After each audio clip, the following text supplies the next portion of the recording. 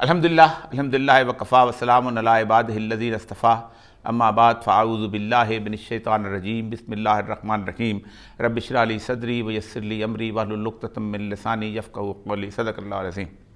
معزز خواتین حضرات، عید کا دن ہے اور اس دن بے شمار ایسی خبریں جو ہیں وہ موصول ہو رہی ہیں جن کے بارے میں پاکستان کی قوم یقیناً تردد اور پریشانی کا شکار ہے۔ ان میں سے ایک اہم خبر جو ہے وہ حامد میر صاحب کا وہ انکشاف ہے جنرل باجوہ کے بارے میں۔ حامد میر صاحب کا یہ انکشاف کوئی نیا نہیں ہے، اس سے پہلے بھی پاکستان کی تمام اخباروں میں وہ ہیڈ لائنز لگ چکی ہیں کہ جب جنرل باجوہ صاحب نے اپنے خاص طور پہ منظور نظر قسم کے صحافیوں کو 20-25 صحافیوں کو بلایا تھا، اور خاص طور پہ مجھے نہیں بلایا گیا تھا کہ انہیں معلوم تھا کہ بھارت کے بارے میں میرے جذبات کس قسم کے ہیں، اور جو وہ گفتگو کرنا چاہتے تھے اس گفتگو کے اندر یقیناً میرا بھڑک اٹھنا جو ہے ان کو یقیناً ایکسپیکٹڈ تھا، اس لیے ISPR نے مجھے نہیں بلایا۔ ویسے بھی ایک میرے اوپر بڑا کرم رہا ہے کہ مجھے سوائے ایک دفعہ جنرل کیانی کے کبھی بھی ISPR نے تکلیف نہیں دی کہ میں کسی جرنیل کی بریفنگ کے اندر شامل ہو سکوں، بلکہ بیشمار وزرائے اعظم گزرے ہیں، انہوں نے بھی مجھے کبھی بھی اس تکلیف سے جو ہے وہ نجات ہی دی ہے کہ میں ان کے پاس آؤں، ان کی بریفنگ سنوں یا ان کے ساتھ کہیں عالمی سفر پہ باہر جاؤں اور توشہ خانہ کی گھڑیاں وصول کروں۔ یہی وجہ ہے کہ اس میٹنگ کے اندر وہ جو ایکسپیکٹ کر رہے تھے مختلف قسم کے لوگوں سے کہ وہ ان کی ہاں میں ہاں بھریں گے، وہ ان کے بالکل مخالف جو ہے وہ بات چل نکلی، جس میں انہوں نے باجوہ صاحب نے یہ کہا تھا کہ اس وقت ہمارے جو ہیں ٹینک یہ چلنے کے قابل نہیں ہیں، ہمارے جہاز جو ہیں وہ اس کے اندر وہ جو سافٹ ویئر ہے وہ خراب ہے، وہ F-16 جو ہے وہ اس کو امریکنز کنٹرول کرتے ہیں اس سافٹ ویئر کو، اس کے ساتھ ساتھ تیل ہمارے پاس نہیں ہے، ہمیں بھارت کی ایک جو کوریڈور ہے اس کے اندر ہمیں چاہیے کہ جو وہ ہم وہاں اس کے ساتھ ہمارا واگا کے ساتھ تعلقات ٹھیک ہوں، اور ادھر سے افغانستان کے ساتھ بھی ٹھیک ہو جائیں تو پاکستان جو ہے یہ بہت بڑی اکنامک مائٹ بن سکتا ہے۔ یہ خیالات کا اظہار بنیادی طور پر باجوہ صاحب اکثر کرتے رہتے تھے اپنے کلوز لوگوں کے اندر بھی، اپنے جرنیلوں کے اندر بھی، اور ویسے بھی ایک خاص قسم کی صورتحال جو ہے جرنیلوں کے اندر پل بڑھ رہی ہے مشرف کے آنے کے بعد، جو سمجھتے یہ ہیں کہ جیسے مشرف کا وین تھا کہ پاکستان کو اب ایک لمبی سمجھی جنگ کرنے کا کیا فائدہ۔ یہی وجہ ہے کہ مجھے اچھی طرح یاد ہے کہ نیسکیف کی جو ریجن کی بینکاک میں کانفرنس تھی اس میں انڈین وفد جو تھا وہ مشرف کی انتہا تعریف کرتا تھا، اور اس کا جو جوائنٹ سیکرٹری میرے مقابل پہ وہاں پر آیا ہوا تھا ڈیلیگیشن کا ہیڈ، وہ کہتا تھا کہ پاکستان نے ایک ہی لیڈر پیدا کیا ہے اور وہ مشرف پیدا کیا ہے کہ جو پاکستان کی اور بھارت کے درمیان ایک صلح جوئی کی کیفیت ہے اس کو آگے بڑھے گا، حالانکہ لے کے بڑھے گا، حالانکہ اس وقت تک آگرہ کی سمٹ ہو چکی ہوئی تھی اور مشرف صاحب جو تھے اس کے اندر بے نیل و مرام واپس آ گئے تھے، کیونکہ جو انڈیا کے حقس تھے وہ نہیں چاہتے تھے کہ اگر ایسی قسم کی جو واجپئی اگر کر لے گا تو کل کو BJP کی پالیٹکس جو ہے وہ بالکل ختم ہو جائے گی۔ لیکن باجوہ صاحب جو تھے ان کو خاص طور پہ یہ بہت اچھا لگ رہا تھا کہ وہ شاید اس قسم کی حرکت کر کے اور اس قسم کے انڈیا پاکستان کی ریولریز جو ہے دشمنیوں کو دور کر کے شاید دنیا کے اندر ایک بہت بڑے امن کے پیامبر بن جائیں گے اور ان کا نام جو ہے وہ صدیوں تک یاد رکھا جائے گا۔ یہی وجہ ہے کہ وہ مشہور کرسچن ٹرنر جو کہ سابق سفیر تھے، انہوں نے خاص طور پہ کہا کہ پاکستان کے اندر ایک ڈو یعنی فاختہ ہے، اور وہ ہے جسے امن کی علامت سمجھا جاتا ہے، اور وہ ہے جنرل قمر جاوید باجوہ، اور پاکستان کا ایک حق ہے یعنی عقاب، وہ ہے عمران خان۔ تو یہ اس وقت کی صورتحال تھی جس وقت یہ بنا تھا۔ اس کے بعد عمران خان کو نکالا گیا تو عمران خان صاحب نے مجھے خاص طور پہ عید کے اگلے دن، اس کی جو پہلی عید آئی تھی اگلے دن مجھے کہا تھا کہ آپ آ جائیں تو میں ملاقات کر سکوں گا، اور وہ ملاقات بھی ہم نے عمران خان صاحب کے بنی گالا کے ایک بالکل لان والی جگہ پہ، جہاں پہ دور تک کوئی جیمر ٹائپ چیزیں یا اس قسم کی چیزیں نہ ہوں جس میں وہ انہوں نے لگایا، کیونکہ خود کہہ رہے تھے کہ 6 گاڑیاں ادھر انہوں نے رکھی ہوئی ہیں اور اس گاڑیوں کے اندر سوائے ٹرانسمیٹرز کے اور کچھ نہیں تاکہ گفتگو ریکارڈ کریں۔ اس کے اندر انہوں نے خاص طور پہ بتایا کہ باجوہ نے جب ان صحافیوں کو خاص طور پہ کہا کہ یہ اس طرح کی صورتحال ہے، تو صحافیوں میں سے چند ایک صحافیوں نے خاص طور پہ کہا کہ انڈیا نے جو 70 والا جو ہے کام کیا ہے، جس میں کشمیر کو اپنے ساتھ میں لا لیا ہے، تو کیا اس کی موجودگی میں بھی آپ کرنا چاہتے ہیں؟ جن میں میں نام بھی لے سکتا ہوں، مالک تھے اور اس کے ساتھ حامد میر تھے، ان لوگوں نے خاص طور پہ کہا، اور خاص طور میں نسیم زارا نے بھی خاص طور پہ بتایا کہ آپ یہ کیا کہہ رہے ہیں، اس قوم نے 70 سال گھاس کھا کے اس فوج کو پالا ہے، ایٹم بم بنایا ہے، تو کہا یہ سب کچھ ایفرٹس جو ہیں ہماری ضائع چلی جائیں گی۔ تو کہتے ہیں جب مجھے پتہ چلا تو میں نے فوراً یہ بیان دے دیا کہ جب تک انڈیا اپنی کشمیر کی واپس کی پوزیشن میں نہیں آتا تو اس وقت تک ہم کبھی بھی بھارت کے ساتھ اپنے تعلقات استوار نہیں کریں گے، جس پہ خاص طور پہ خوفناک قسم کی میری باجوہ کے ساتھ جیسے تو میں والی صورتحال ہوئی، اور وہ ایکسپیکٹ نہیں کر رہا تھا کہ میں اس کے خلاف یہ بیان دوں گا۔ یہی صورتحال جو ہے وہ حامد میر صاحب نے شاہ محمود قریشی کے حوالے سے سنائی ہے، اور شاہ محمود قریشی صاحب کے بارے میں انہوں نے یہاں تک انکشاف کر دیا تھا کہ مودی کو انہوں نے انوائٹ کر لیا تھا پاکستان آنے کے لیے۔ یعنی یہ وہ حرکت ہے جو پاکستان میں جب سے پاکستان بنا ہے، انگریز 2 آرمی چیف رہے، انہوں نے بھی کبھی یہ نہیں کہی تھی کہ پاکستان کے ہم سربراہ کے یعنی قائد اعظم ہو یا لیاقت علی خان ہو، اس کے مقابلے میں ہم خاص طور پہ بھارت کے ساتھ اس طرح کے تعلقات پر استوار کر لیں گے۔ شاید باجوہ صاحب شاید اوور کانفیڈنس ہو گئے تو سمجھ رہے تھے کہ میں اب جو چاہے جس طرح کے چاہے کی صورتحال کر سکتا ہوں۔ اس کے بعد جو دوسری چیز جو تھی وہ بڑی اہم ہے، جس کے بارے میں اکثر گفتگو کرتا رہتا ہوں، اور وہ بھی ابھی 3-4 دن پہلے عمران خان صاحب نے مجھے ایک ملاقات کے اندر بتائی، اور وہ یہ تھی کہ محمد بن سلمان سے جب ان کی ملاقات ہوئی تو انہوں نے خاص طور پہ ان کو لے کے ایک گاڑی کے اندر ریاض میں گھومتے رہے تھے، تو اس دوران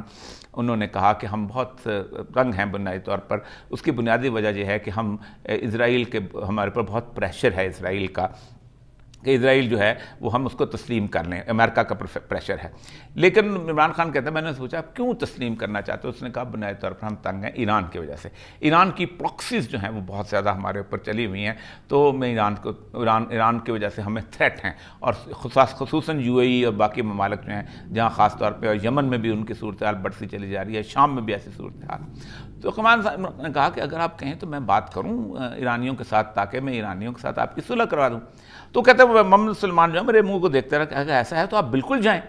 تو کہتے ہیں میں نے پھر اس کے بعد عمران خان صاحب کہتے ہیں کہ میں نے ایران سے بات کی تو ایسے لگا جیسے وہ پہلے سے راضی بیٹھے ہوئے تھے کہ ایسا تو اتنا بڑی بات تو کچھ ہو نہیں سکتی۔ اس کے بعد انہوں نے کہا کہ میں نے پھر دوبارہ جب محمد سلمان کے پاس میں نے بات کی تو محمد سلمان جیسے بہت گھبرائے ہوئے تھے، تو انہوں نے کہا they will not agree, they will not، 2 دفعہ ان کا تو میں نے کہا تو مجھے اندازہ ہو گیا کہ امریکن نے پھر دوبارہ اس پہ پریشر ڈالا ہے۔ لیکن اگر ہم بات کو آگے بڑھاتے تو وہ آگے چل سکتی تھی، لیکن پھر اس کے بعد پاکستان کے اندر وہ ساری کی سارا ٹرموائل آیا ہے، اور آپ اندازہ کریں کہ وہ لیڈ جو عمران خان کی وجہ سے پاکستان کو ملنی تھی وہ چائنا نے لے لی، اور چائنا نے شام کے ساتھ بھی صلح کروائی، چائنا نے ایران کے ساتھ بھی صلح کرائی، اور ان لوگوں کی وجہ سے پاکستان جو ہے ایک اتنی بڑی جسے کہتے ہیں میراکلس قسم کی امن کی کوشش کے اندر جو ہیرو بننا چاہتا تھا وہ اس کو ختم کر دیا گیا۔ بنیادی طور پر باجوہ صاحب کے ساتھ میری صرف ایک ہی ملاقات ہے اور ایک ٹیلی فون کی گفتگو ہے جو کہ میں نے آپ کے سامنے رکھی، اس کے بعد نہ میرا ان کے ساتھ کبھی کوئی تعلق رہا نہ کچھ اور چیز۔ باجوہ صاحب کے بارے میں اکثر اوقات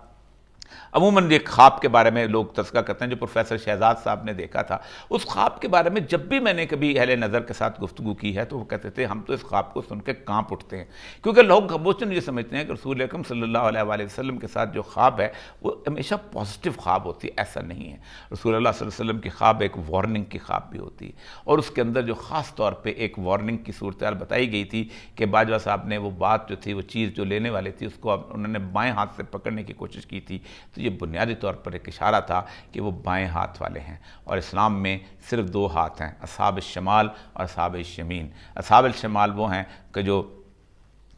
بائیں ہاتھ والے ہیں، اور یمین وہ ہیں جو دائیں ہاتھ والے میں، اور اس کے بعد وہ بتایا گیا ہے کہ اصحاب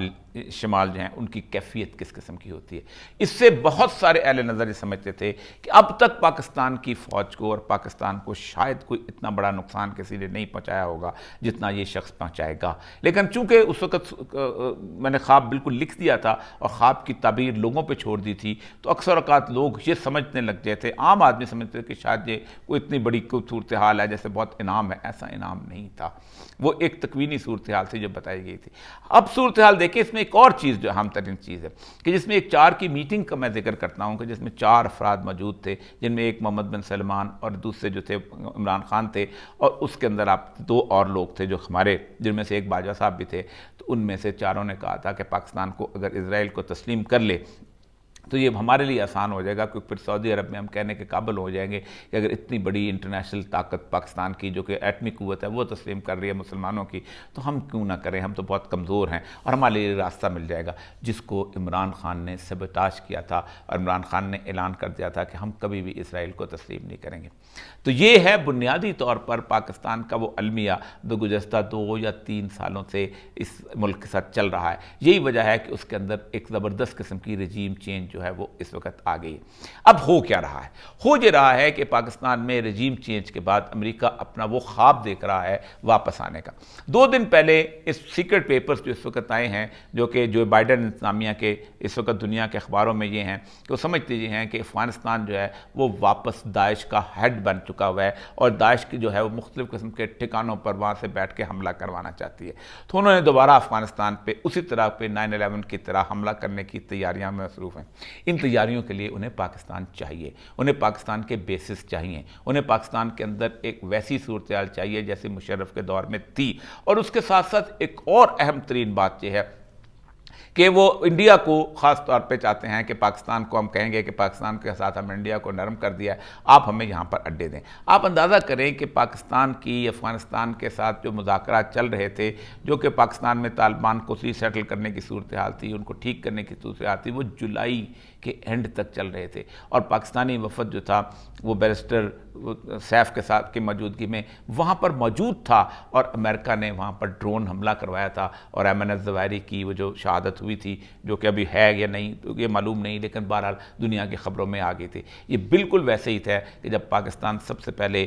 وہ لیفٹیننٹ جنرل صاحب جو صفدر صاحب جو تھے، انہوں نے سب سے پہلے نیک محمد کے ساتھ مذاکرہ کیا تھا، اور ان سے معاہدہ ہوا تھا، اور نیک محمد کو ہار پہنائے گئے تھے، اور نیک محمد پہ ڈرون حملہ ہو گیا تھا، اور مشرف نے کہا تھا یہ تو ہم نے حملہ کیا ہے کیونکہ یہ بنیادی طور پر دھوکہ دے رہا تھا۔ پھر سال کے بعد صفدر صاحب پھر دوبارہ گئے اور بیت اللہ محسود کے ساتھ ایگریمنٹ کیا، اور بیت اللہ محسود کو امن کا سپاہی کہا، اور بیت اللہ محسود نے یہ کہا کہ جب بھی کوئی اس طرح کا بندہ ہوگا جو کہ پاکستان کی فوج کے خلاف کام کر رہا ہوگا تو ہم قبائلی سب سے پہلے اس کو عرب کو ہوگا، چیچن ہوگا کوئی، ہم اس کو آپ کے حوالے کریں گے، اور جو بھی یہاں پر رہائش پذیر ہوگا ہم اس کی مکمل امن کی ذمہ داری لیں گے کہ وہ کسی طور پر پاکستان کے خلاف کوئی حرکت نہیں کرے گا۔ لیکن پھر بیت اللہ محسود کو بھی ڈرون حملے کے اندر وہاں شہید کر دیا گیا، اور ہم لوگ منہ دیکھتے رہ گئے کہ ہم جو امن کی کوششیں کرتے ہیں اس کے اندر کیا ہو گیا۔ پھر وہی ہوا کہ پاکستان کے اندر جو قلعہ بالا حصار ہے